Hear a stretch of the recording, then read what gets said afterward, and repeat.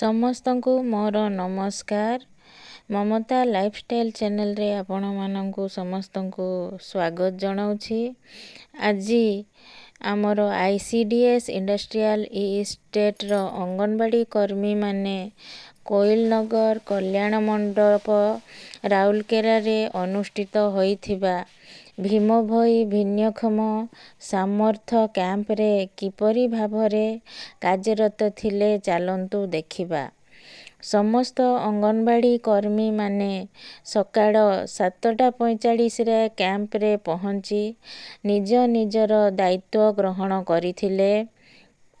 କିଏ ରେଜିଷ୍ଟ୍ରେସନ କାଉଣ୍ଟରରେ ରେଜିଷ୍ଟ୍ରେସନ କରୁଥିଲେ, ଆଉ କିଏ ଲୋକଙ୍କୁ ନେବା ଆଣିବା କରୁଥିଲେ, କିଏ ଭତ୍ତା ବିଭାଗରେ ସାର୍ ମ୍ୟାଡମମାନଙ୍କୁ ସାହାଯ୍ୟ କରୁଥିଲେ, ତ କିଏ ବସ୍ ପାସ୍ ପାଇଁ ଫର୍ମ ପୂରଣ କରୁଥିଲେ, ଆଉ କିଏ ଡାକ୍ତରଙ୍କ ପାଖକୁ ଲୋକଙ୍କୁ ଯିବାରେ ସାହାଯ୍ୟ କରୁଥିଲେ।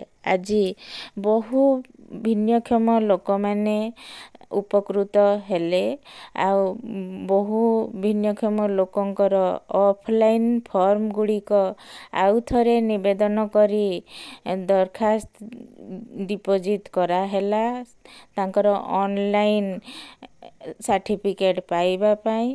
ଆଉ ବସ୍ ପାସ୍ ପାଇଁ ସେମାନେ ଫର୍ମ ଫିଲ୍ଅପ୍ ଦାଖଲ କଲେ। ଆଉ ସବୁ କାର୍ଯ୍ୟ ଭଲ ଭାବରେ ସୁରୁଖୁରୁରେ ଶେଷ ହେଲା।